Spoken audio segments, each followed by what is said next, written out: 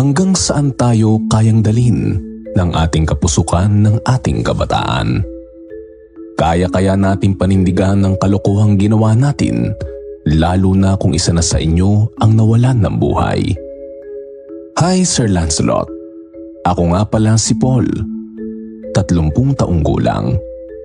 Sinilang na ako at lumaki sa Maynila at kasalukuyan nagtatrabaho dito sa isang call center company ngayon. Hilig kang pakinggan ng katrabaho ko kapag free time namin dito o hindi kaya ay kapag rest day namin at nasa dorm kami. Sa tagal na nakikinig sa inyo ay wala na rin akong ibang nagawa kung hindi ang mahumaling sa mga kwentong nire-release ninyo dito sa inyong YouTube channel. At kagaya nga ng mga sender ninyo ay gusto ko rin sanang gamitin ang platform na ito para maibahagi ang nangyari naman sa aming magpipinsan. 10 taon na ang nakakaraan. Matagal ko nang kinikimkim ang lahat ng ito sa sarili ko, Sir Lancelot.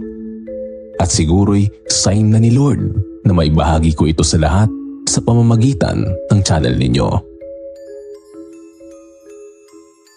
Year 2010, Enero. Napagpasyahan nila Tita Ermin na isama kaming magpipinsan sa Baguio. May gaganapin kasi sila doong anniversary ng isang religious organization na kinabibilangan nila. Couples for Christ ata ang tawag nila doon. At dahil libre ang lahat, ay sinama niya kami ng pinsan kong si Sanjo. Alam kasi niyang mag-e-enjoy kaming 3 doon. Lalo at kasama rin naman ang anak niyang si Avery na siya ring namilit sa amin ni Sanjo na sumama. Sino ba naman kasing tatanggi sa Baguio, hindi ba? Napakalamig doon at malaking bagay na sa edad namin noon ang makapunta sa Baguio, lalo na kung libre. Madaling araw pa lamang ng Lunes ay sinundo na ako ni Sanjo sa bahay. Excited na excited ang loko. At kung makapagpadala ng damit ay akala mo ay hindi na kami babalik. May hila-hila pa itong maletang itim. Samantalang ako ay sports bag lang ang bitbit. Kahit kasi 1 linggo kami doon ay tipid naman ako sa pananamit. Plus, Boy Scout ata ito. At marunong mag-army fold ng damit para mas maraming mailagay na damit sa bag. Sa totoo lang ay excited din naman talaga ako. First time ko kasing pupunta sa Baguio at mas masaya dahil kasama ko pa ang mga pinsan ko. Paniguradong masusulit namin ang natitirang araw ng bakasyon nito. Bago umalis ay nagpaalam muna ako kay nanay. Minabuti rin kasi nitong wala akong nakalimutan at pinaalalang muli sa akin ang kanyang mga bilin. Lalo na raw at sa Baguio kami pupunta. Ewan ko ba, mapamahiin kasi at mapaniwala sa kababalaghan ang nanay ko. Tubong Bulacan kasi si nanay. At sa dami niyang naranasan na kababalaghan doon, ay naibahagi na rin sa aming magkakapatid ang iba. Kahit nakokornehan ay tumangu-tangu na lang ako kay nanay sa kanyang mga bilin. Kapag kasi inasar ko pa itong hindi nakikinig sa kanya, ay hahaba pa ang usapan. Yun sana ang balak ni Sanjo nang maging siya ay paalalahanan din ni nanay. Pero agad ko na itong pinigilan para mas makaalis kami ng maaga sa bahay. Siraulo ko talaga, Sanjo. Huwag ka nang magulo. Umalis na tayo. Si Chang naman kasi, kung ano nung sinasabi. Ano bang kababalaghan na mapapala natin sa Baguio? Basta huwag ka nang sumagot para makaalis na tayo. Tatawa-tawa naman si Sanjo at nagbebeso-beso na lang kay nanay bago umalis. Nakakatuwa talaga si tita no? Aliw mapamahiin masyado. Wala naman na akong nagawa kung hindi ang sikuhin na lang din siya sa sikmura at mapabuntong hininga. Pero mas tinawanan lang niya ako. Nang makarating kami sa bahay nila Avery, ay parehas kaming biglang naging mabait ni Sanjo. Paano kasing hindi babait? Ikinakailangan namin pigilan pansamantala muna ang kakulitan namin. At baka magbago pa ang isip ni Tita Ermin. Baka hindi na kami isama. Kaya naman ang anak nilang si Avery ay todo pigil ng tawa na makita kung gaano kami nagpipigil sa mga katarantaduhang taglay namin ni Sanjo. Tita, ako na po dyan. Baka mapagod ka niyan. Sayang ang beauty. Doon ay hindi na namin nagawang magpigil ng tawa ni Avery dahil sa kaplastik ang taglay ni Sanjo. Kaya naman ikinapulan niya ito ng muka na kitang-kita sa pagtisoy ng kanyang balat. Sumingit naman doon si Tita Ermin at pinagsabihan si Sanjo na hindi niya na kailangan magbait-baitan dahil kilala na raw niya kaming magpipinsan simula pa lang nang nakadiaper pa kami. Bagay na mas lalong ikinapulan ni Sanjo nang maging ang ilang kasabay namin sa van ay narinig ang sermon ni Tita Ermin. Hindi pa man pumuputok ang araw ay nagawa na ng lahat na maipasok sa van ang mga bagahe. Kaya nakasakay na rin ang lahat at nagsimula na ang mahabang biyahe. Naging masaya pa rin naman na naging biyahe kahit na ang karamihan ng kasama namin ay matatanda. Pare-parehas pa nga silang nakaasul na damit na may tatak na CFC. Nakakatuwa lang na nagawang mahikayat ni Tita Ermin na maisama kami kahit na hindi naman niya talaga kami anak. Siguro ay pinilit lang din siya ni Avery para mas ma-enjoy nito ang bakasyon. Naunahan ko si Sanjo sa pwesto sa tabi ng bintana kaya naman napapagitnaan namin siya ni Avery. Kaya wala itong ibang ginawa kung hindi ang maglaro ng game sa cellphone niya. Ako naman kasi ay hindi naghahawak ng kahit ano kapag nasa biyahe. Dahil hilig ko talagang tumanaw sa bintana ng sasakyan para makita ang lahat ng magagandang lugar na dadaanan. Nang pumutok na ang araw ay nag-stop over kami sa isang kainan para mag-almusal.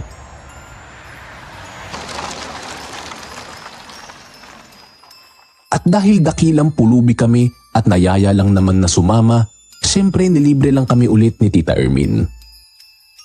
Magbabanyo sana ako noon nang mapatigil ako sa gulat. Nang isang itim na pusa ang biglaan na lamang sumulpot sa harapan ko. Halos mapamura pa ako sa takot na ikinatawa agad ng tao sa likuran ko. Pambira ka naman, tol. Pusa lang, takot na takot ka na. Ano pa kung multo na sa Baguio ang nakita natin? Umalakhak pa ito kasabay ng akma niyang pagsipa sa pusang itim para makaalis. Kapalit noon ay ang pagbato ko sa kanya na malakas at nauna na lamang mag-CR. Pero kahit na ganoon ay hindi ko magawang matahimik sa pusang itim na yun. Kakaiba kasi ang pakiramdam na dinala nito sa akin. Bagay na ikinailing ko na lang din naman dahil ito na naman akot na sa sistema ko na rin ata ang mga kwento at bilin ni nanay kahit pa hindi ako makinig sa kanya. Ang sabi niya kasi ay malas at masamang pangitain ang pusang itim. Nang matapos na kaming kumain ay nagpatuloy na ulit sa biyahe ang lahat. At dahil hindi magawang kumalma ng sistema ko sa pusang itim, ay pasimple na lamang akong nag-sign of the cross at nagdasal na wala naman sana mangyaring masama sa aming biyahe. Wala naman din kasing masama kung maniniwala ako kahit noon lang. Sa awa ng Diyos ay ligtas naman kaming nakarating sa Baguio. At wala akong pinagsisiyang makasama rito dahil sa daan pa lamang ay busog na ang mga mata ko sa mga nakita kong tanawin sa daan. Sa Cannon Road kasi kami idinaan ng driver. At talaga namang masasabi kong para kaming nag-adventure doon. Bakit hindi? Sobrang nasa bingit na kami ng bangin sa mga dinaanan namin kanina. Naroong may madaanan pa kaming malakas at rumaragasang tubig galing sa bundok na akala mo'y isang falls. Lumabas pa nga saglit doon ang isang kasamahan nila tita at naligo. Pero dahil delikado at marami ring dumadaan, ay minabuti na lang nilang umalis na rin at magpatuloy na sa biyahe. Nitong makalagpas nga lang kami sa Cannon Road nang sabihin sa amin ng driver na wala na raw palang lamang lupa ang ilalim ng kalsadang dinadaanan namin kanina. Kumbaga semento na lang sa ibabaw ang sumusuporta sa amin. Ewan, siguro ay nananakot lang siya o magaling lang talaga siyang driver. Nang makapasok na kami sa teritoryo ng Baguio ay hindi na mawala ang ngiti sa labi ko. Malayo pa man ay kita ko na kung gaano kaganda ang lugar. Dahil tila mga maliliit silang laruan na nakatayo sa isa o dalawang bundok.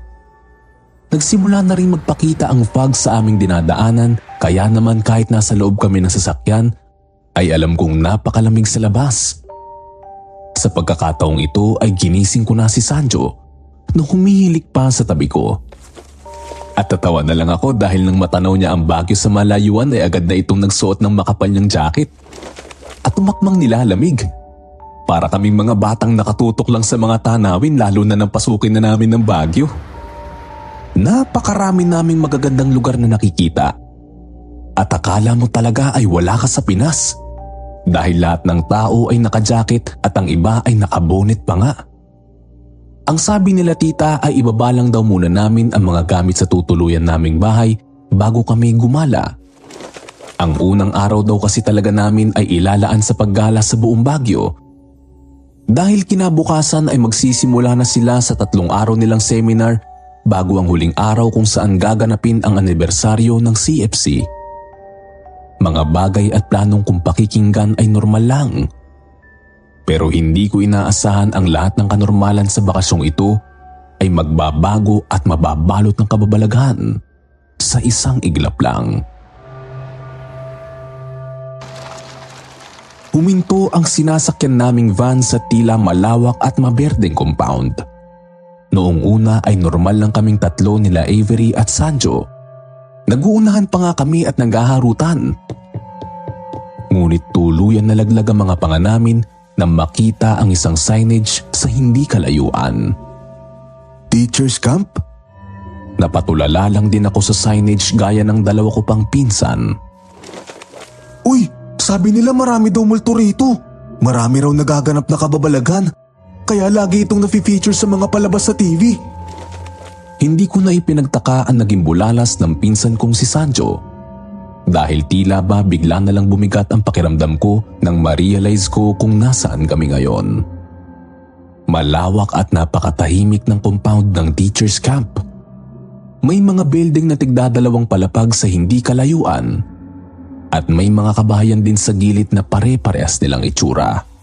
Ang lumang itsura ng mga bahay ay makikitaan mo talaga ng ebidensyang napakatagal na ng gusaling nakatayo sa harapan namin. Pero kahit na ganoon ay masaya pa rin nagsisidatingan ang 2 pang van na kasanuran namin. Isang building doon ang tinuluyan namin at nang makapasok kami sa loob ng bahay ay napansin kong simple lang din pala ito. May kumpletong kagamitan, may salas, kusina at kwarto.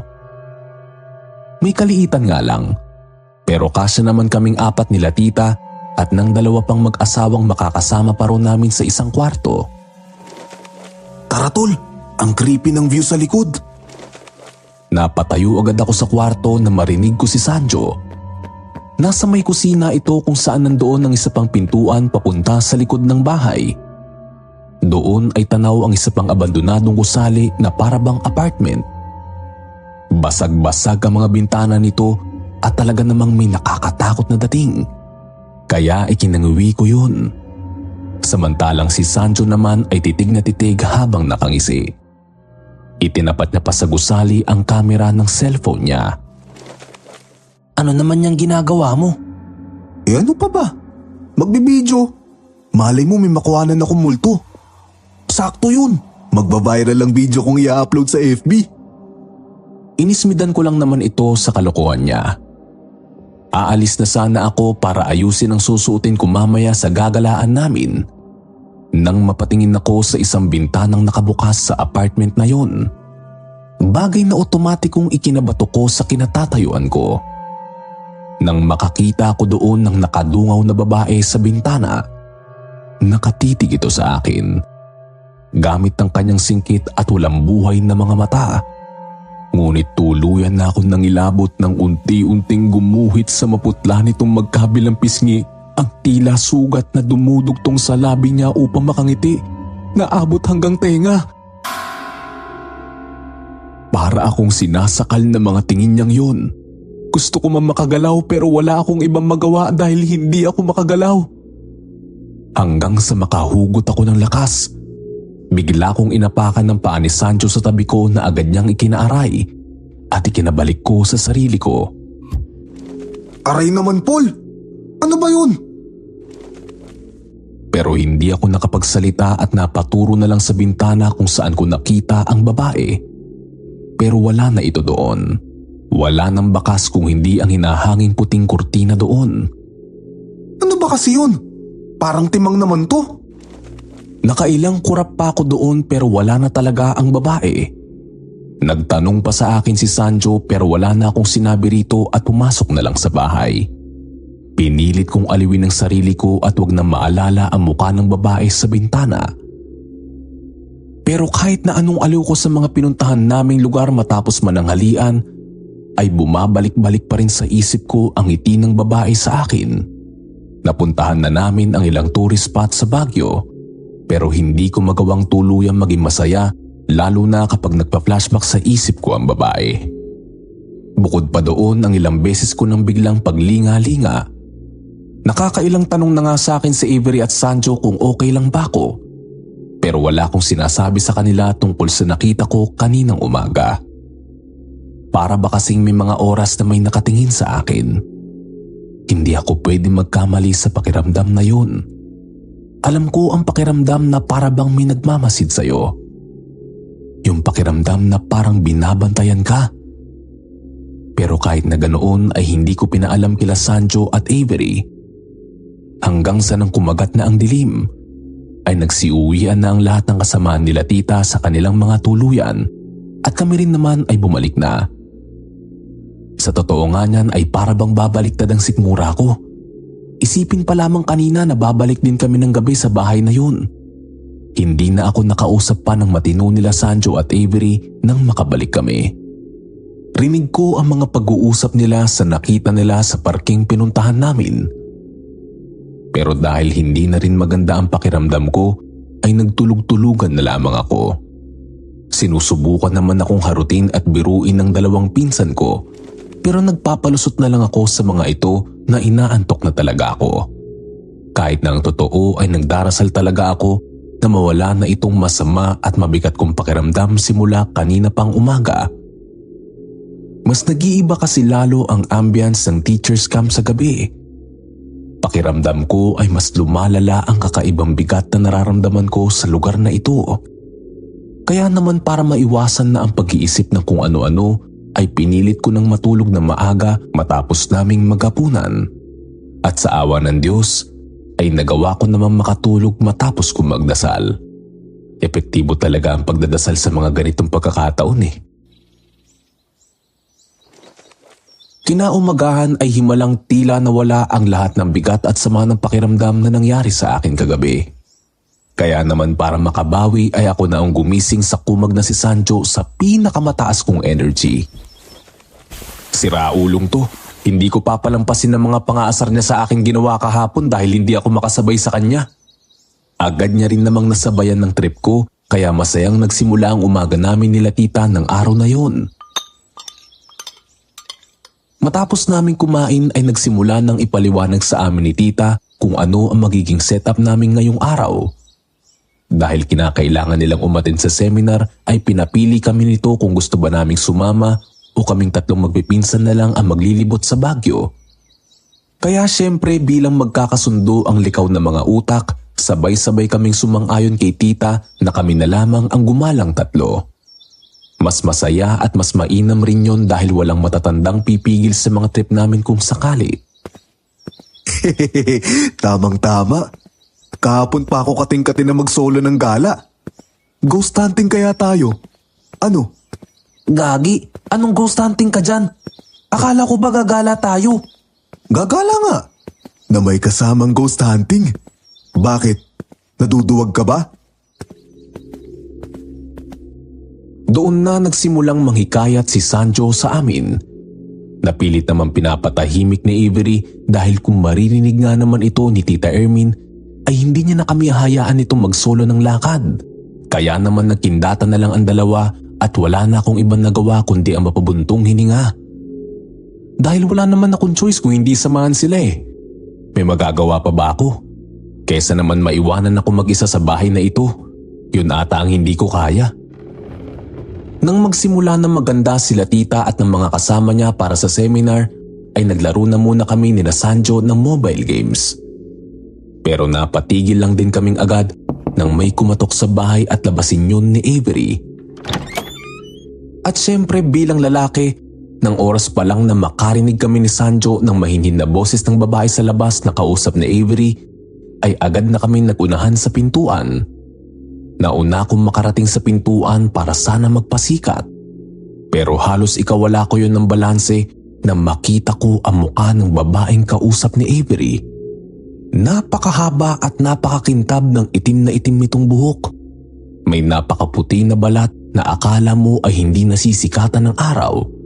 At may mga singkit na mga mata na bagamat magaganda ay parabang nakakatakot kung tumingin. Hi miss, anong may paglilingkod namin sa'yo? Hindi ako pwede magkamali. Siya yung babae sa bintana kahapon. Siyang siya yun. Maliban sa may buhay na nitong mga mata ngayon, ay ngiting hindi na literal na abot tenga. Bagay na mas ikinabalik ng kaluluwa ko na magsimula itong magpakilala. Siya raw ay si Leslie. Orihinal na nakatira sa Baguio at siya raw ang inupahan nila tita para maging tour guide namin ngayong araw. Inabot pa nito ang kamay niya sa akin at naramdaman kong mainit ito. Hindi siya multo, yun ang nasisigurado ko. Pero ano o sino yung babaeng kahapon sa bintana? Siyang siya talaga yun eh. Kahit na ganoon ay hindi ko na siya nagawang kumprontahin. Minabuti ko na lang na isawalang bahala ang nangyari kahapon dahil baka imahinasyon ko lang talaga ang nakita ko sa abandonadong apartment sa tabi ng aming tinutuluyan. Sumunod na lang ako sa mga naging lakad namin kasama ang aming tour guide na si Leslie. Ang totoo ay maayos din naman pala si Leslie. Dahil halos pare-parehas kami ng edad 4 ay nasasabayan nito ang trip naming puntahan ng mga pinsan ko. Masiyahin din siya. At sa pagtagal ng aming paggala kasama siya ay hindi ito nahirapang makuha ang loob naming tatlo. Kaya naman ng hapong ding yun ay nasabi na sa kanya ni Sanjo ang plinano nitong kalokohan umaga pa lang. Leslie, balak kasi sana namin mag-ghost hunting eh. May alam ka bang lugar dito sa Baguio na malalalala ang pagpapakita ng mga multo? Para naman unforgettable talaga itong alis namin. Agad kong nabatukan si Sanjo sa mga pinagsasabi nito kay Leslie. Mamaya ay baka mawirdohan pa sa amin itong si Leslie at isumbong pa kami kay tita eh. Pagpasensya mo na itong si Sanjo, Leslie. Minsan kasi kumakawala sa mental tong utak na ito eh. Pero ikinatigil ko ring agad ng matawa ito sa sinabi ko. Sinabayan siya ni Sanjo at Avery. Pero hindi ko maintindihan kung bakit ako lang ang hindi napapalagay sa tawa niya. May kakaiba sa talas ng mga mata nito ngayon na akala mo'y may iba pang rason kung bakit siya natatawa. Nang matigil ito ay kinabigla ko ng walang ano-ano'y sumang-ayon siya kay Sanjo. Sabi pa nito ay napakarami raw lugar dito kung saan pwede kaming mag-ghost hunting. Pero may isa raw doong pinakanakakatakot sa lahat na talaga namang maire-rekomenda niya. Hindi ko na pinaghinalaan si Leslie sa mga ikinikilos nito at tinanggap na lamang sa sarili ko na imahinasyon ko na lang talaga ang lahat ng yun.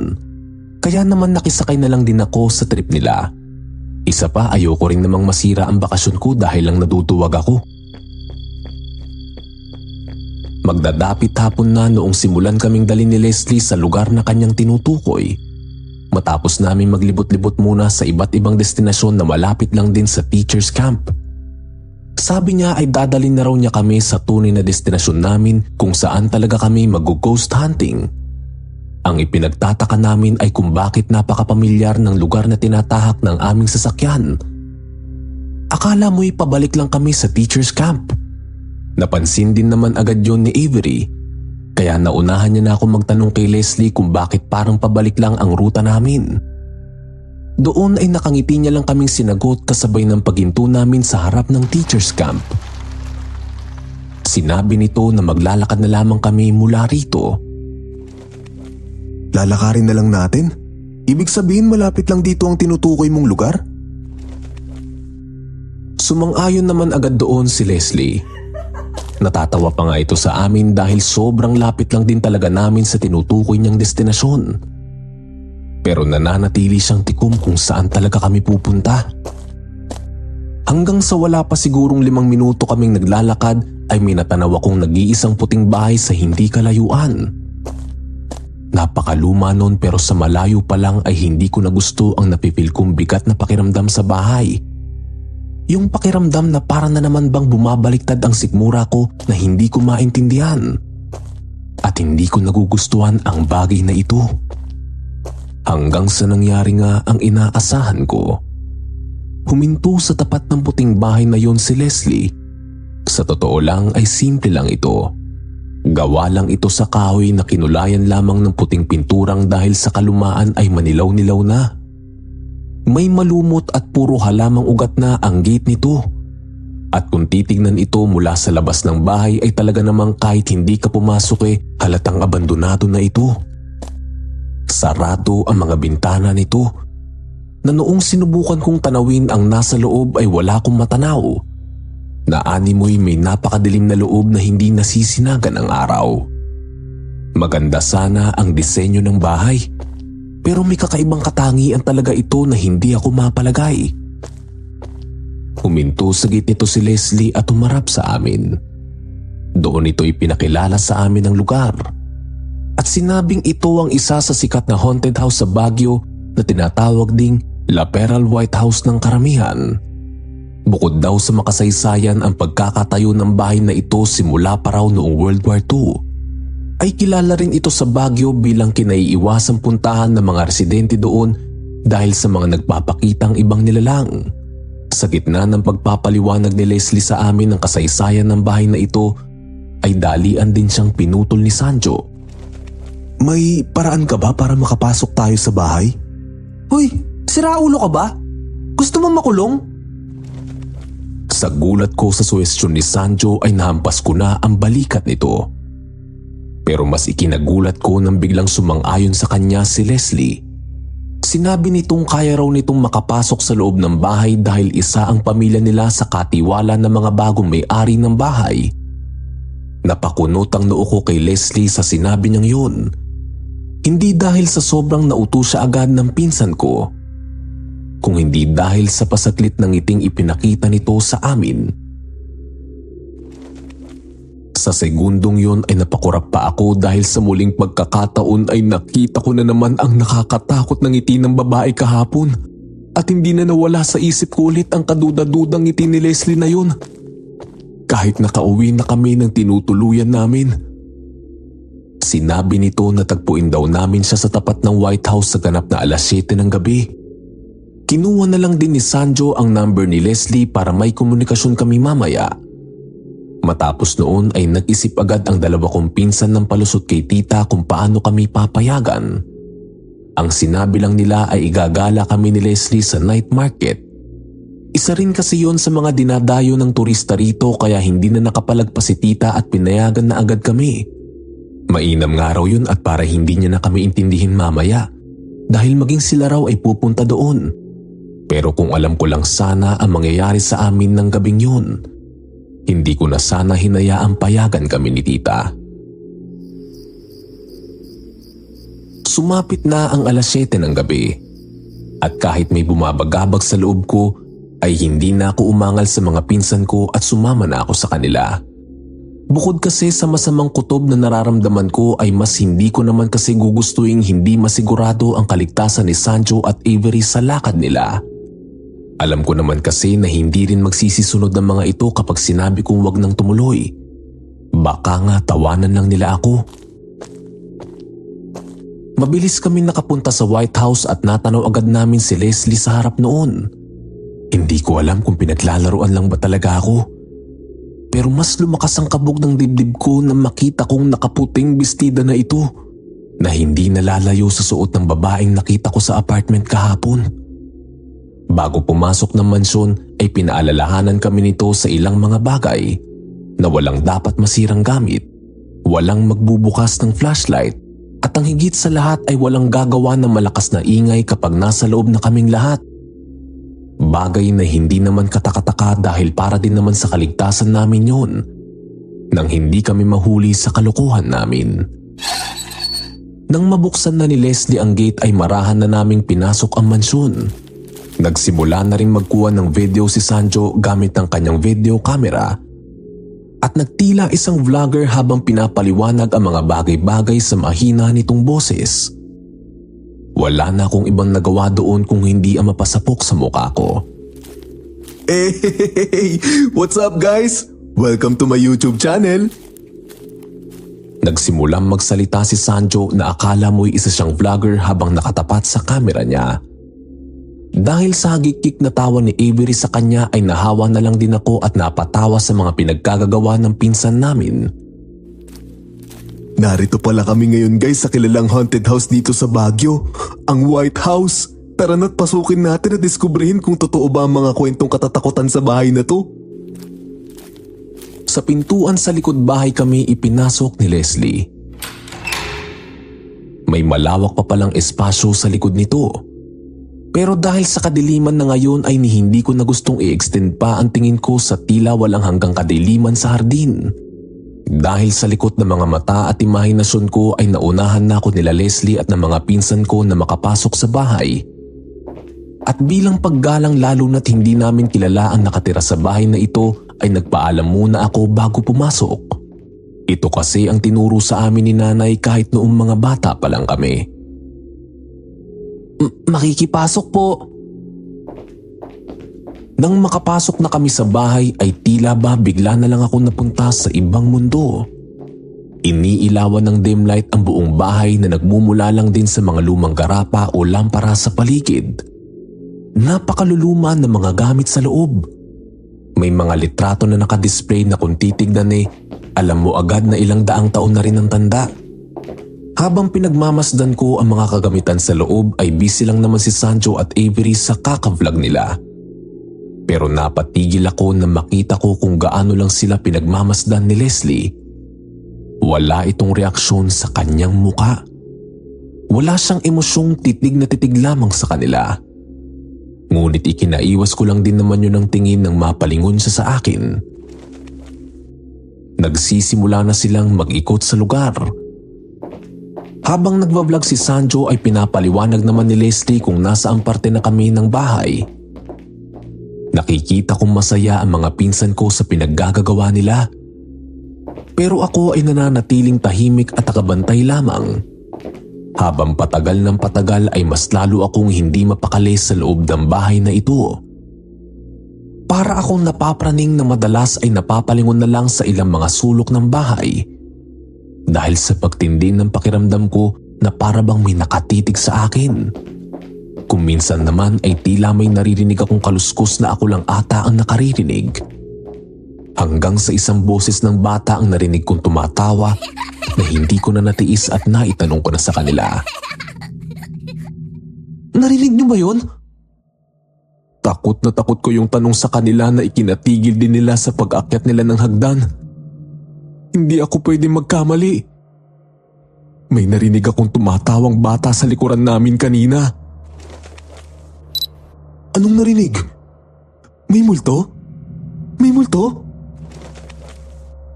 Excited na excited pang tumabi sa akin si Sanjo matapos tumalon sa ikatlong baitang ng hagdan ng kinatutungtungan niya at itinapat sa akin ang kamera niya. Nainis naman ako dahil doon at hinawi ko siya bigla. Tumigil ka nga! May tumatawang bata kanina pa! Hindi niyo ba naririnig?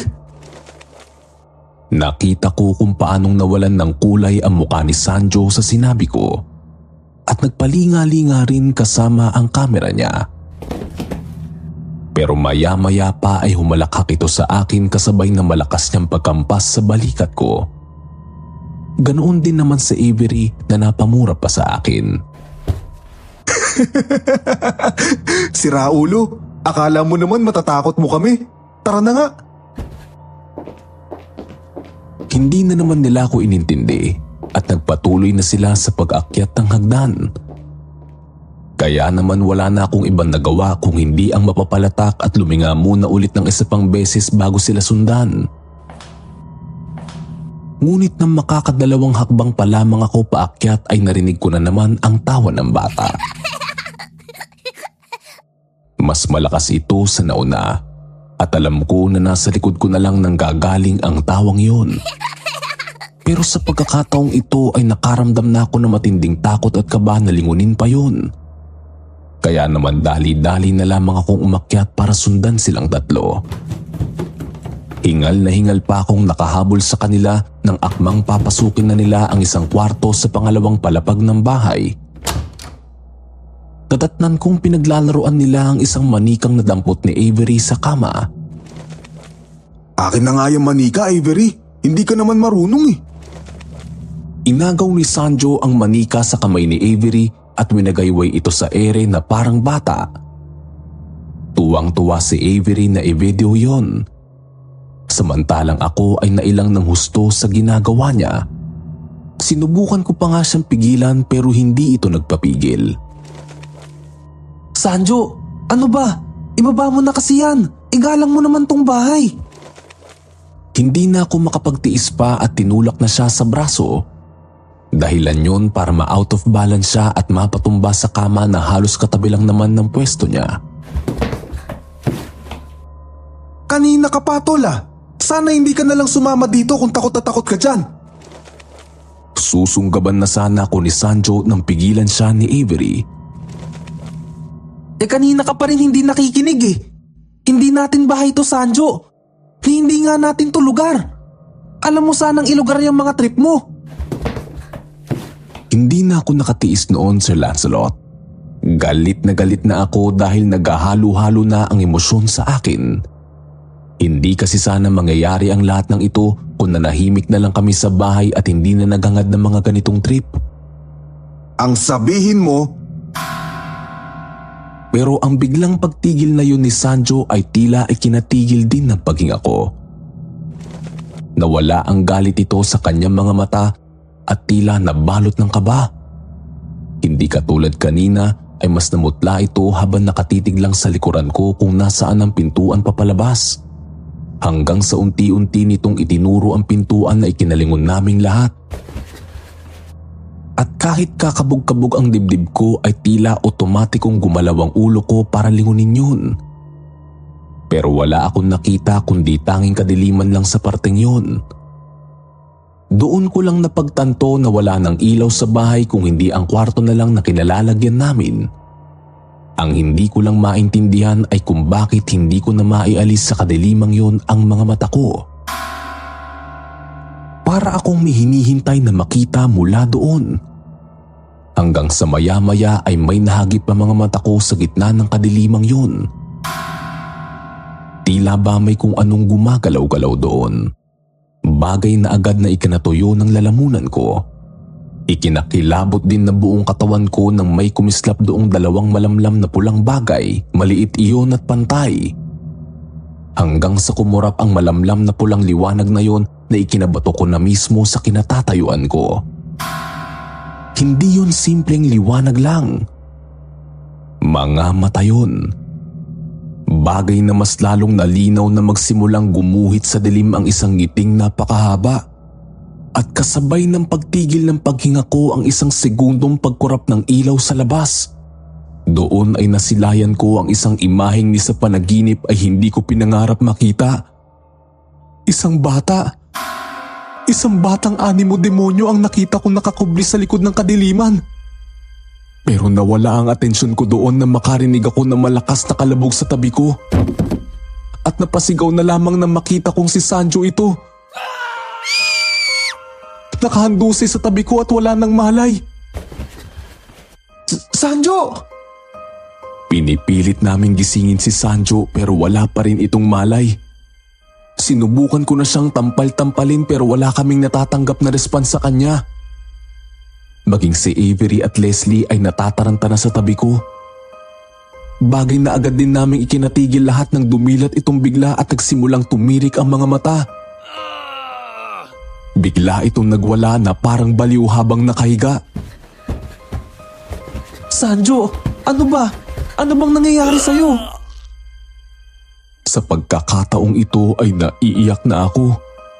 Dahil sa takot, dahil sa kaba. At dahil sa katotohanan alam kong may kinalaman ang batang babae sa labas ng kwarto sa nangyayari kay Sanjo.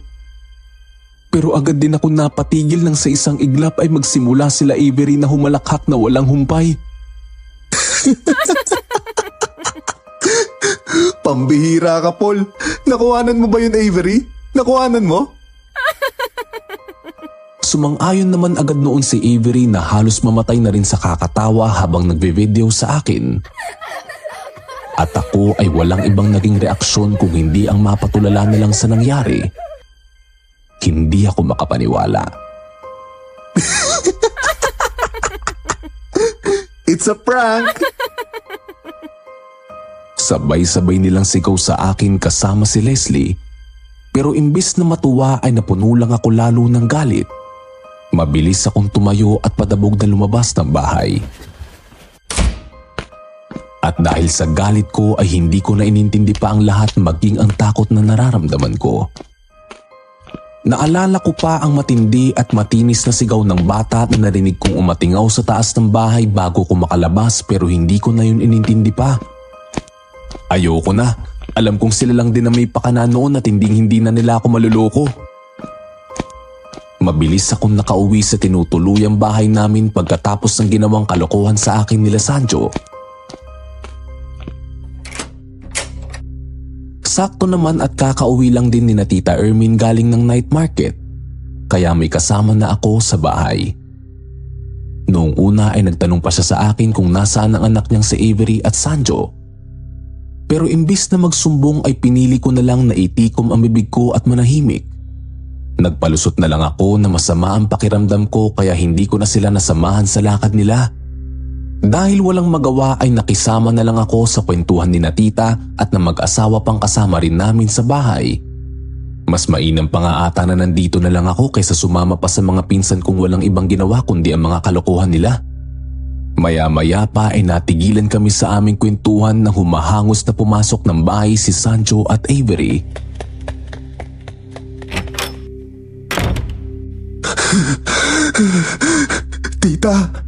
Tita! Umalis na tayo dito! Ayoko na dito, please! Sa pagkakataong ito ay napasinghal ako sa kanila. Hindi ako makapaniwalang maging ang matatanda ay gagawan nila ng kalokohan para paandarin nila ang kanilang prank. Maging si Avery ay luhang-luha na akala mo'y hinahabol sila ng kung ano. Katulad ni Sanjo ay ganito rin ang sinasabi nito sa mama niya. Ang umalis na at umuwi na ng Maynila. Dahil doon ay halos lahat ng mga katabing bahay namin ay nabulabog sa ingay nila. Habang ako ay lubos lang na nagtataka sa ikinikilos nilang dalawa. Hinihintay ko silang umamin na nagloloko lang, pero hindi sila tumitigil. Maging si Tita Ermin ay naiiyak na sa nangyayari sa kanilang dalawa dahil hindi sila makausap na maayos. Kaya naman sumingit na ako para galit na hawakan sa balikat si Sanjo. Ano ba, Sanjo? Ano bang nangyayari sa inyo? Pwede ba? Kung prank na naman ito, tigil-tigilan nyo na yan. Ang dami nyo nang napeperwisyo. Pero ang naluluhang sagot nito sa akin ay tila bumara mismo sa lalamunan ko, dahilan para hindi na ako makapagsalita pa. Paul, totoo ang sinabi mo. Yung bata, nakita namin yung bata.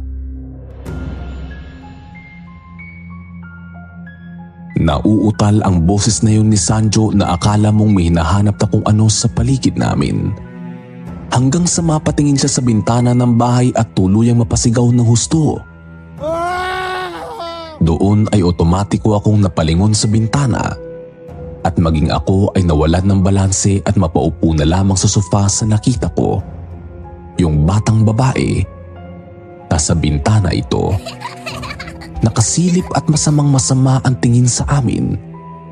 Doon ay mas nangilabot ako na maging detalyado sa mga mata ko ang itsura nito. Dahil lang inakala kong malawak lang ng ngiti nito ay hindi pala tunay. Hindi yun ngiti, kung hindi isang mahabang hiwa sa magkabilang dulo ng kanyang bibig na umaabot sa kanyang dalawang tenga. Wala na akong ibang nagawa kung hindi ang manginig at hindi na rin makapagsalita. Ramdam ko ang lalong pag-ingay ng mga tao sa paligid namin, pero wala akong magawa. Ni ang pagturo kung nasaan ng bata ay hindi magawang masunod ng katawan ko. Hanggang sa isang matinis na sigaw ang nagpakurap sa akin. Si Avery yun. Ngunit ang hindi ko inaasahan ay nang hawakan nito ang magkabilang dulo ng kanyang labi at hilahin ito hanggang sa mapunit ang kanyang mga pisngi. Avery! Diyos ko po! Avery! Anong ginagawa mo? Pero huli na ang lahat. Maging ang mga tao sa bahay ay walang nagawa kay Avery dahil sa lakas ng puwersa ng kamay nito. Bagay na nasubukan ko rin dahil nang pipigilan ko ang kamay niya ay wala rin akong nagawa. Masyado itong malakas. Kaya naman napatakip na lamang ako ng bibig na masaksiyan ko kung paano niyang pinilas ng parang papel ang kanyang mga pisngi hanggang sa kanyang tenga. Lumikha siya ng sugat sa sarili na kagayang-kagaya ng nasa batang babae sa White House.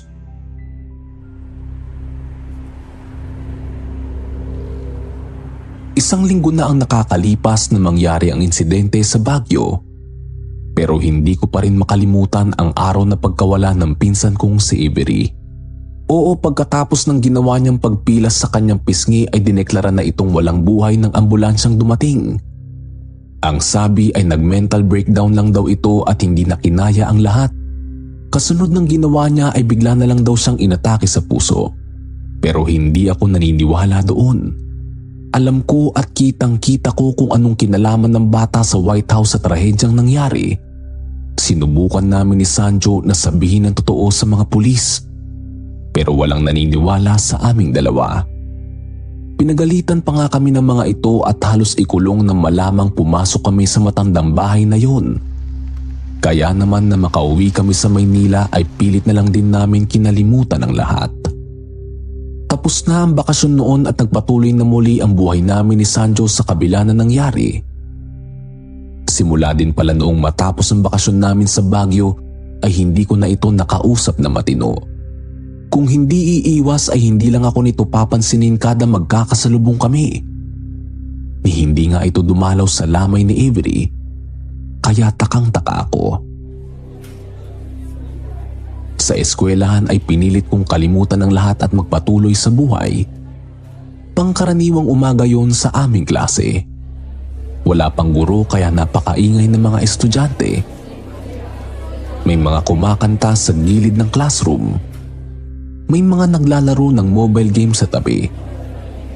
May mga nag-uusap-usap na babae at meron din naman mga tahimik na nagbabasa lamang ng aralin. Well, isa ako sa mga maiingay sa klase kaya kasama ako doon sa grupo ng mga estudyanteng nagkakantahan. Yun ang naging paraan ko para itago ang inabot kong trauma sa nangyari sa amin sa Baguio. May hawak pa ako noong gitara at prenteng tumutugtog sa gilid ng bintana habang nakasandal. Pero sa isang iglap, tila bigla na lang bumagal ang lahat sa paligid ko. Hindi ko maintindihan ang nangyayari. Pero nang makaramdam ako ng kakaiba ay napatingin agad ako sa bintana sa tabi ko. Ramdam ko kasing may kung anong mabigat na bagay doon at nang lingunin ko yun ay lubos ko yung pinagsisian. Nakita ko ron ang batang babae. Nakasilip ito sa akin sa pinakamalapit na distansya. Lubos ko yung ikinakilabot ng biglaan at mabilis nitong itinabingi ang ulo niya. At ipinakita sa akin ang napakalawak ng ngiting ikinaladladlad naman ng mga laman sa kanyang bibig. Nakakadiri ang itsura noon. Halos gusto kong sumuka pero hindi ako makakilos. At ang huling naaalala ko na lang na ginawa ko noon ay ang mabilis kong pagtakbo papalabas ng school. Sinubukan pa akong harangin ng guard. Pero nawala ang atensyon nito sa akin na may isa pang humahangos na estudyante ang lumalabas ng gate. At doon ko nabagtantong si Sanjo ito. Katulad ko ay humahangos din siya ng takbo. Sanjo, nakita mo rin ba siya? Kasalanan itong lahat ni Leslie. Kasalanan niya to. Plano niya tong lahat. Otomatikong napakunot ang noo ko sa lumabas na revelasyon dito. Ngunit mas hindi ko inaasahan ang mga sumunod nitong sinabi. Kasalanan niya to, Paul. Siya ang nagbigay sa akin ng ideya na pasukin ang bahay. Siya ang nagikahit sa akin mag-vlog at gumawa ng kalokohan. Siya ang may suwestyong lahat na takutin ka. Siya, hindi ako. Aligagang-aligaga si Sanjo sa mga sinasabi nito. Kaya naman buong lakas kong hinawakan na magkabilang balikat nito at tinanong ang bagay na gusto kong itanong sa kanya noon pa man. Sanjo, umamin ka nga. Anong nangyari pagkatapos ko kayong layasan sa bahay na yon? At tila nanlambot ako sa mga sumunod nitong sinabi. Sinabi niyang sunugin ko raw yung manika. Kaya sinunog nga namin ni Avery. Pero pagkatapos doon na nagpakita yung bata, hindi ko naman yung gusto. Hindi ko alam kung bakit ako sumunod sa mga utos niya. Maniwala ka. Pero hindi pa man siya natatapos ay tuluyan na nanlamig ang mga kamay ko nang isang maliit na kamay ang naramdaman kong humawak sa kanang braso ko. Napakalamig ng kamay na yon. At nang tignan ko kung sino yon, ay agad din akong napatumba na lang sa lupa. Ang batang babae na naman ito. Ano bang kailangan mo sa amin? Umalis ka na dito. Lubayan mo na kami. Paulit-ulit ko yung sigaw sa bata, pero hindi ito nawawala sa paningin ko. Nananatili lang siyang nakatingin sa akin na mas ikinakikilabot ko. Sa oras na yon ay nakakuha ko ng pagkakataong tanawin si Sanjo. Pero wala na ito sa pwesto niya kanina. Kumaripas na ito ng takbo sa highway. Hanggang sa isang malakas na preno ang nakapagpatigil ng tibok ng puso ko. Doon ay walang ano-ano akong tumayo at umahangos na sinundan si Sanjo. Wala na akong naramdaman pang kahit na ano ng mga oras na yon kundi ang maabutan ang pinsan ko. Pero huli na ang lahat dahil bago ko pa man siya maabutan ay sunod-sunod na pagsigaw ang narinig ko sa kinaroroonan ng pinsan ko. Hanggang sa tuluyan na lamang akong matulala nang makita ko ang pinsan kong nakahandusay na sa kalsada. Duguan, bali-bali ang mga buto. At halos tapyas na ang kalahati ng ulo sa pagkakakalagkad sa kanya sa kalsada ng isang truck ng buhanging nakabangga sa kanya. At doon nagtapos ang buhay ng dalawa sa mga taong pinakamalapit sa akin.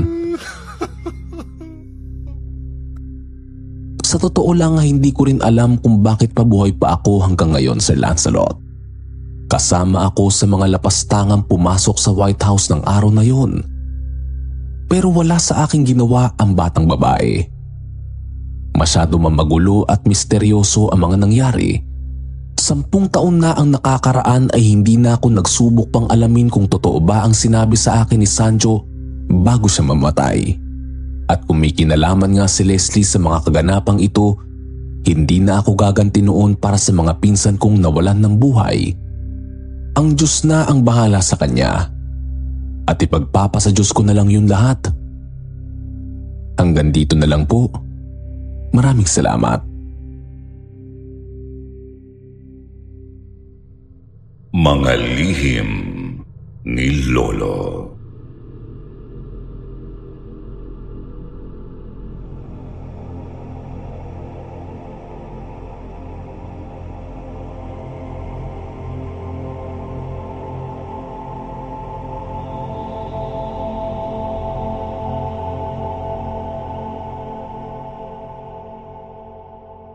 Anting-anting ni Lolo. Kumusta po, Sir Jupiter? Ako po si Natalie.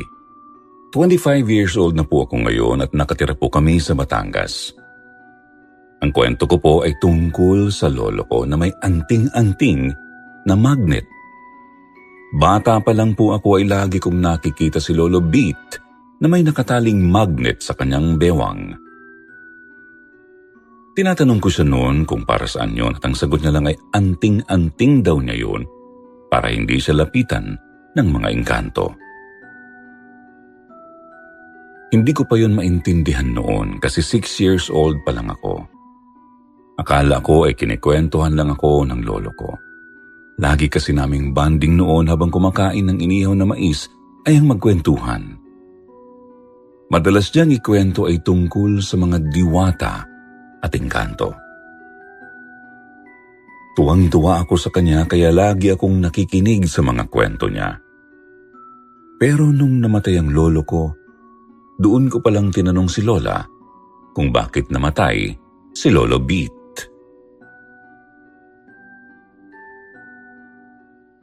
Akala ko talaga ay kwento lang ni Lolo ang lahat sa akin, pero hindi pala. Totoo pala ang lahat ng yun. Si Mama mismo ang nagsabi sa akin noong ako'y nagkaisip na.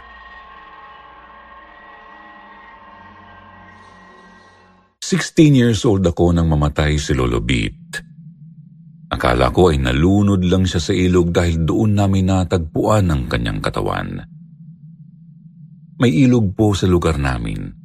Sa tabing ilog, madalas makipag-inuman ang lolo ko. Habang nagiinom kasi sila ay sinasabayan nila ng pamimingwit ng isda. Marami pa pong isda noon sa ilog namin. Malinis ang ilog at pwede talagang kainin ang mga isda. Kapag nakabingwit sila ay doon din nila niluluto sa tabing ilog para may pampulutan na sila.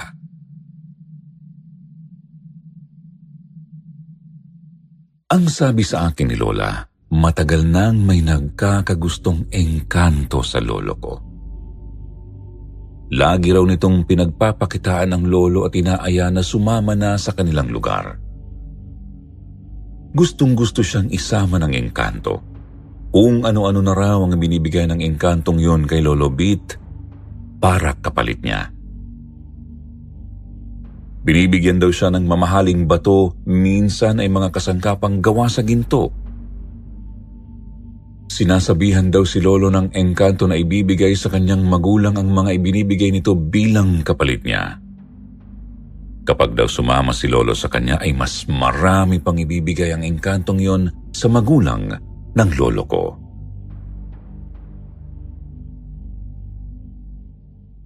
Pero hindi raw pumapayag ang lolo ko sa alok ng engkantong yon dahil noon daw ay na-in-love na ang lolo ko sa aking lola.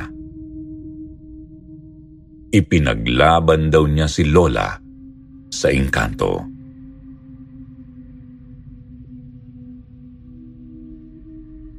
Dahil sa pangungulit daw ng engkanto sa lolo ko, nagpunta si Lolo Beat sa isang albularyo para humingi ng pangontra para hindi na makalapit sa kanya ang babaeng engkanto. Binigyan daw siya ng albularyo ng magnet. Bilin pa ng albularyo, dapat ang magnet na iyon ay hindi mahihiwalay sa kanyang katawan. Mula daw noon ay hindi na nga nagpakita ang engkanto sa kanya. Pero isang beses, napanaginipan daw ito ni Lolo. Sinabihan daw siya na pagdating ng araw ay kukunin siya nito. Hindi raw yun pinansin ng lolo ko kasi akala niya ay panaginip lang. Hanggang sa pinakasalan niya ang lola ko at nagkaroon nga sila ng mga anak.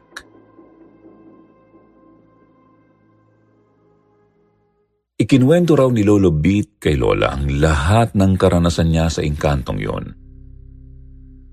Pero dahil nga hindi naman nakita ni Lola ang engkanto, nakinig lang siya sa mga kwento ni Lolo. Pero hindi niya yun pinaniwalaan.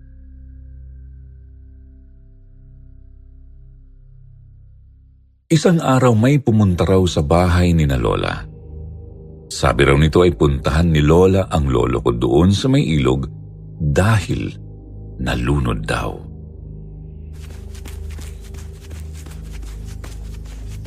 Dali-dali nagpunta ang lola ko sa ilog. Nang malaman yun ni Mama, sumunod din siya. Ang mama ko po, Sir Jupiter, ay ipinanganak na bukas ang third eye. Pagdating daw niya sa ilog, marami ng usisero doon. Nakipagsiksikan pa raw siya para lang malapitan sina Lolo at Lola. Kitang-kita raw niya na panay ang yugyug ng lola ko sa isang kahoy. Ginigising daw yun ni Lola habang sinisigaw ang pangalan ni Lolo Beat. Di raw alam ni Mama kung bakit nagkakaganoon ang lola ko, bakit daw niya iniiyakan yung kahoy na yun. putol na katawan daw po yun ng kahoy na parang inanod lang sa ilog.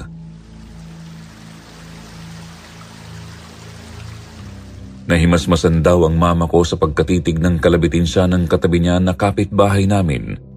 Sinabihan daw siya na, "Nalunod ang papa mo."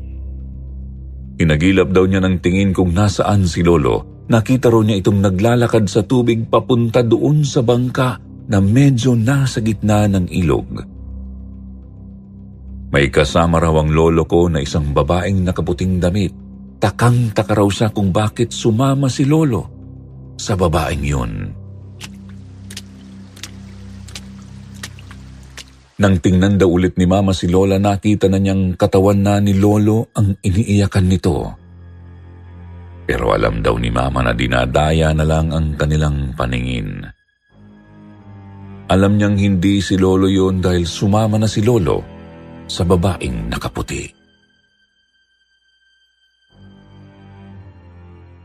Nagkwento pa sa akin ang mama ko noong bata pa raw siya, palagi siyang may nakikitang magandang babae na nasa bakuran ng bahay nila noon. Nasa puno raw ito at parang nagmamatsyag lang sa kanila. Hindi naman daw lumalapit, basta nakatingin lang. Hindi naman daw natatakot ang mama ko kasi hindi raw nakakatakot ang itsura ng babae. Talagang maganda raw po ito. Mahaba ang buhok at laging nakasuot ng puting damit na mahaba. Hindi na raw makita ang paa sa haba ng damit. Nakasayad na raw sa lupa ang damit ng babae.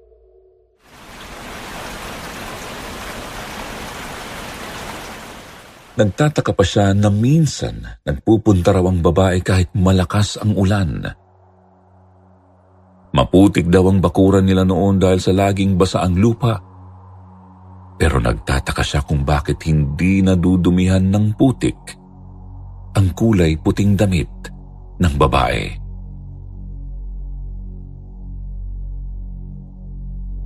Akala daw niya ay nagpupunta lang ang babae para makipaglaro sa kanila. Pero napansin na ng mama ko na parang siya lang ang nakakakita sa babaeng yun. Pero ang babae raw ay iisa lang ang palaging tinitingnan. Laging kay Lolo Beat lang nakatingin, tapos ngumingiti pa raw ito.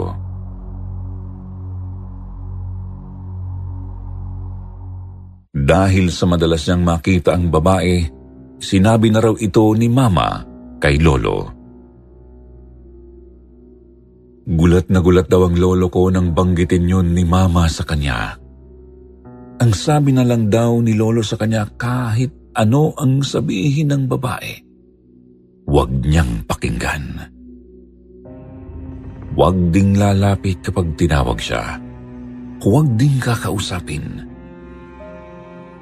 Dahil nagtataka raw ang mama ko, tinanong niya si Lolo kung bakit.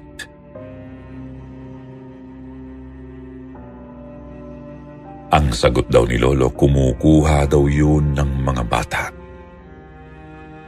Dahil sa takot ng mama ko, iniwasan na ni Mama na tumingin sa gawing yun ng bakuran nila, kung saan lagi niyang nakikita ang babae.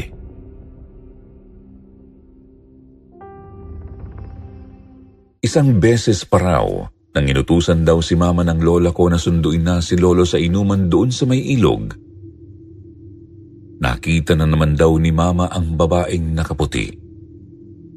Sa pwesto raw ito na hindi gaanong napapansin. Nakaupo sa malapad na bato at medyo nakatago sa may kataasan na damo.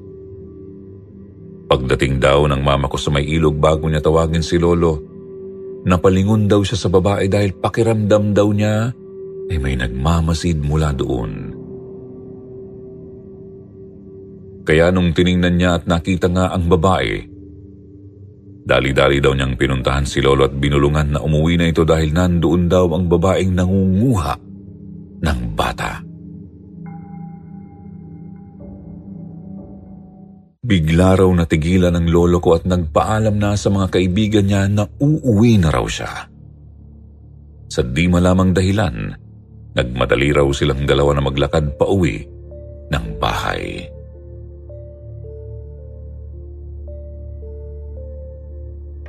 Nagtataka pa raw ang mama ko noon kung bakit hindi nakikita ni Lolo ang babae. Pero naniniwala raw ito sa kanya tuwing sinasabi niyang nasa malapit ang babae. Nakikita daw ni mama ang takot sa mukha ni Lolo na hindi niya alam kung bakit siya natatakot, gayong hindi naman daw nakakatakot ang itsura ng babaeng yun.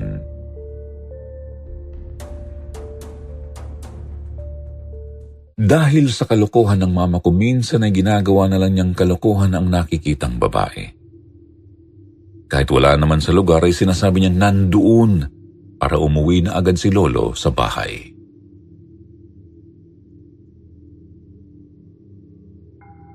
Sinabi sa akin ng mama ko noong malaki na siya, saka na ikwento ni Lolo sa kanya ang tungkol sa engkantong yun.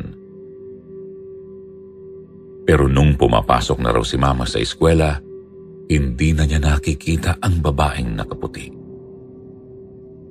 Hindi daw niya alam kung bakit. Kaya naisip niya na baka iniwan na talaga nito ang lolo ko. Nabaon na sa limot ang lahat hanggang sa araw na nalunod nga ang lolo ko sa ilog. Doon niya lang ulit nakita ang babae na sinundo na si Lolo.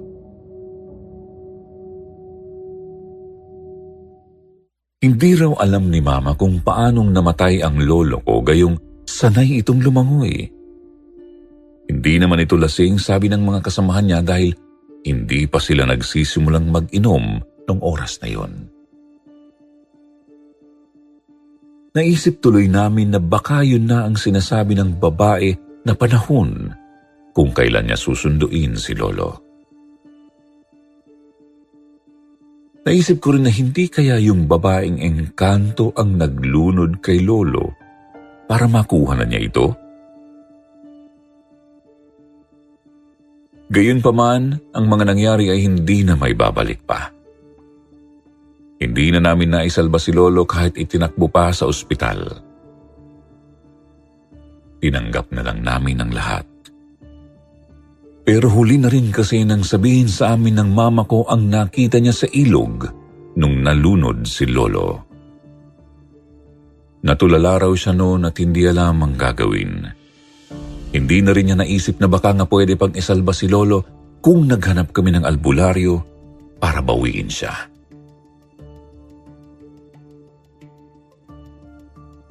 Sa ngayon po, ang mga alaalang yun ng lolo ko ay hindi namin malilimutan.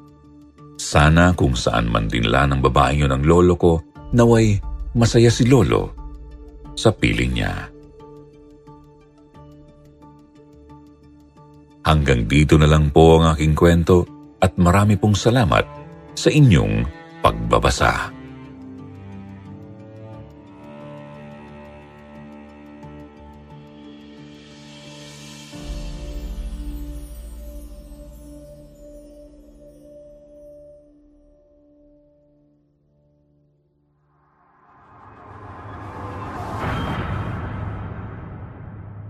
Mahika ni Lolo.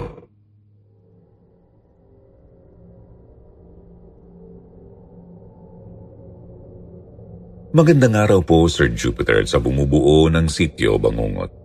Ako si Kyle, taga Negros Occidental po kami. 4 po kaming magkakapatid. Ang dami na po naming karanasan na kababalaghan.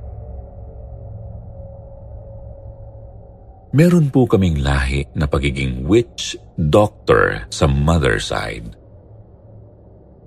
Ang lolo ko po na si Lolo Juan ay marunong manggamot o manakit. Sa madaling salita po, kaya niyang manggamot at kaya niya ring mangkulam. Nakatira po sila noon sa isang liblib na lugar sa probinsya. Nakapunta na raw ako noon doon noong 2 at 6 years old pa lang ako, sabi ni Mama. Noong bata pa raw po ang mama ko, mga 7 years old daw po siya noon, meron po silang puno ng saging sa bakuran. Nang mamunga raw po ang punong yun at nahinog, may kumuha raw ng mga saging nila.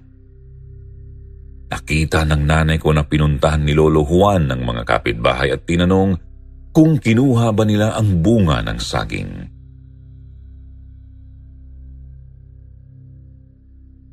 Nung nakauwi na raw si Lolo sa bahay, gumawa raw po siya ng ritual. Ilang oras daw ang lumipas, may isang pamilya ang pumunta sa kanila para magpagamot dahil lumaki raw ang tiyan nila. Inamin daw ng pamilyang ito na sila ang kumuha ng saging nang walang paalam. Pinagsabihan daw po sila ng lolo ko na huwag magnakaw sa susunod. Magpaalam daw kung gusto nilang kumain ng saging. Mabait naman po ang aking lolo kaya pinatawad niya ang pamilyang yun at pinagaling sila.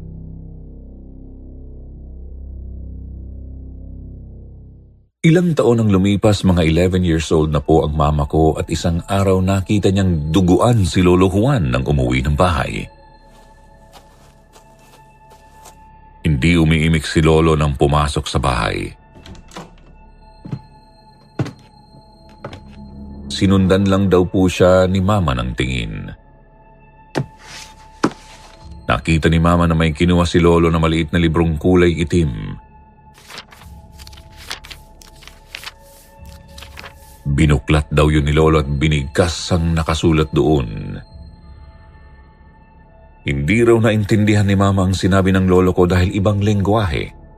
Latin daw po.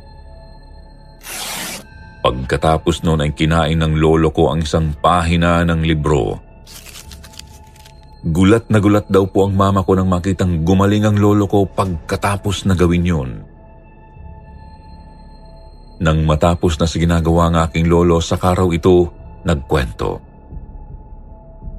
Tinamaan daw po siya ng bala ng shotgun sa bandang lieg.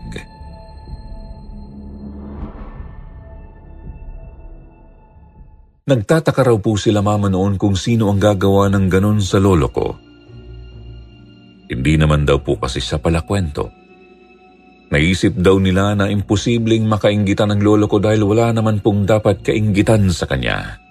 Hindi po sila mayaman o may kaya. Nakatira lang daw po sila noon sa isang barong-barong. Ang itsura po ng lolo ko ay pandak.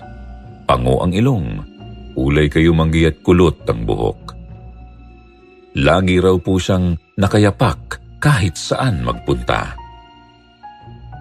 Ang sabi pa ng mama ko, may lahi daw pong negritos ang lolo ko.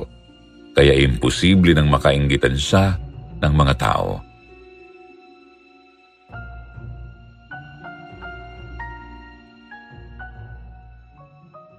Tuwing bumibisita po si lolo sa bahay namin, lagi ko pong nakikita ang collarbone niya. Tinahawakan ko rin po ito kasi tuwang-tuwa ako.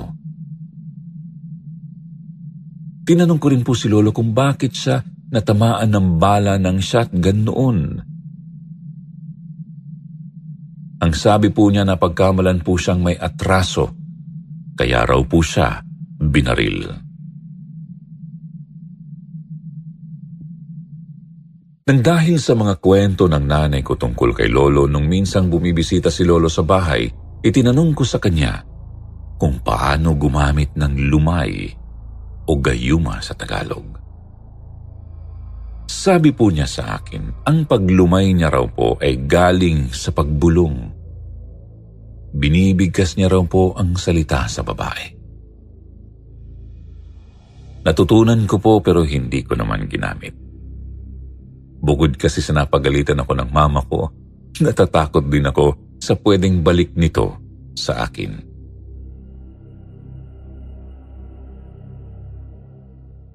Ito pong susunod kong kwento ay tungkol naman kay Lola Marie, ang asawa ni Lolo Juan. Galing po siya sa mayamang angkan namin. Half Spanish at half Chinese po si Lola. Noong sumama si Lola kay Lolo ay itinakwil daw po siya ng pamilya niya. Kaya ipinagtataka ko kung paanong ang magandang si Lolo Marie ay umibig sa katulad ni Lolo. Mabait naman po talaga si Lolo. Puno lang talaga siya ng mga kababalaghan.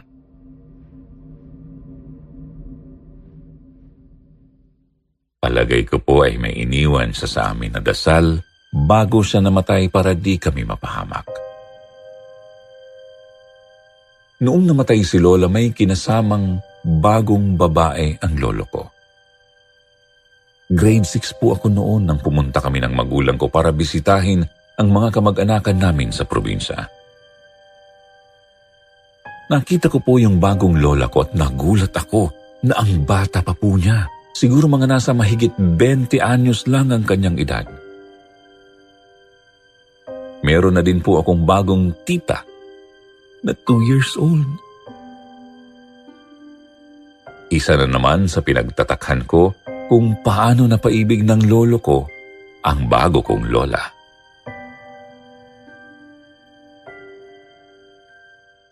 Isa sa mga kwento din po ni Lolo Juan sa akin ay noong bumisita sila ni Mang Fred sa kabilang baryo dahil may kaibigan daw po sila doon.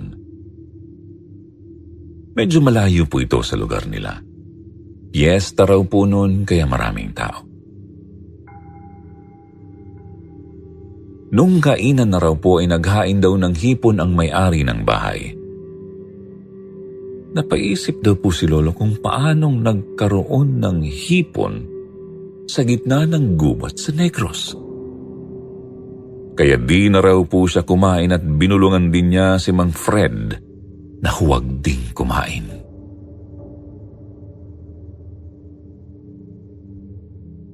Maya-maya raw nakita raw po nila na sarap yung ibang mga kasama nila sa pagkain ng hipon. Habang sarap na sarap ay parang ayaw na daw nilang tumigil sa pagkain.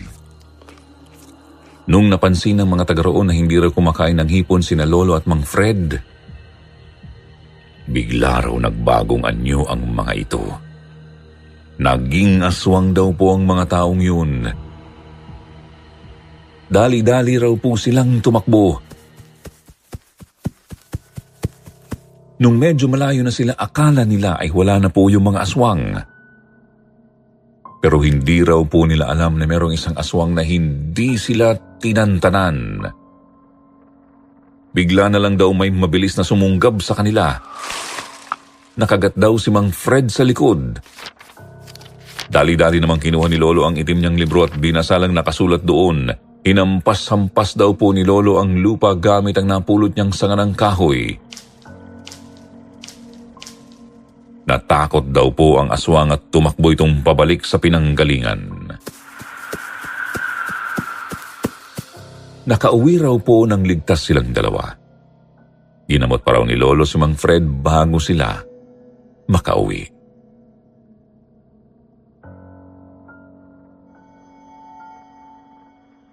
Huling kwento ko na po ito tungkol sa lolo ko. May sakit na po siya nito. Nagulat po kaming lahat nang bigla na lang may pumasok na paniki sa bahay namin. Hindi naman po mapuno ang lugar namin kaya imposibleng may maligaw na paniki. Natakot kami noon sa paniki kaya pinaghahampas po namin ng walis tingting para umalis na. Nang mapaalis po namin ang paniki, may dumating naman na maliit na pusa. Nakapagtataka po kasi may alaga po kaming aso. At takot na takot po siya sa kuting. Walang tigil ang pagtahol niya na nahahaluan na ng pag-alulong. Kinilabutan po kami kaya inalabas na lang po namin ng bahay yung kuting.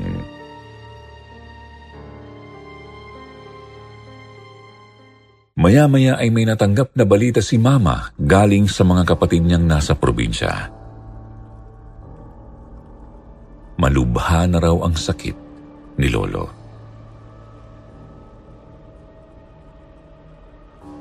Dali-daling nagpaalam si Mama sa trabaho niya.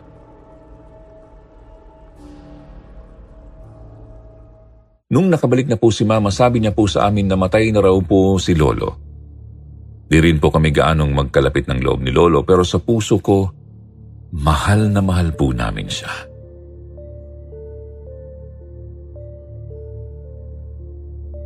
Nitong nakaraang taon po may sinabi ako kay Mama. Sabi ko sa kanya noong 12 years old ako nang pumunta kami kina Lolo, natatakot po ako sa bago nitong asawa, pati na rin sa anak nila. Parang ang sama nilang tumingin. Sabi ko pa baka sa kanila iniwan ni Lolo ang pamanang itim na mahika. Sabi naman po ni Mama hindi raw. Kay Mama raw po balak na iwan ni Lolo ang karunungan niyang itim para hindi na gamitin ng iba.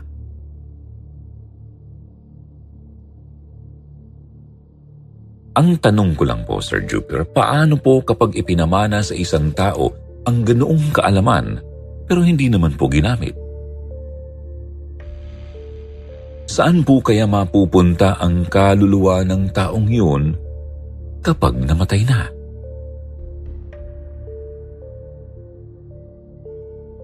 Kung nasaan man po si Lolo ngayon, sana mapayapa na po siya.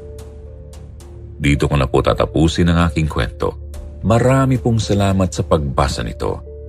More blessings po sa inyong channel.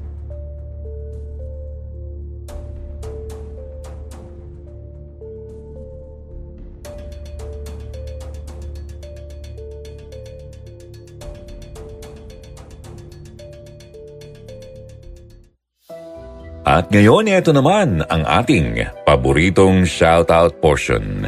Shoutout kay Aki Zen, Babiong Sueco, Charlene Wariza, Christine Landingin, Audrey Marie, Shirley Carillo, Ja Barakiel, Rose Day Zalun, Rosie Di Mesa at Chu Starks.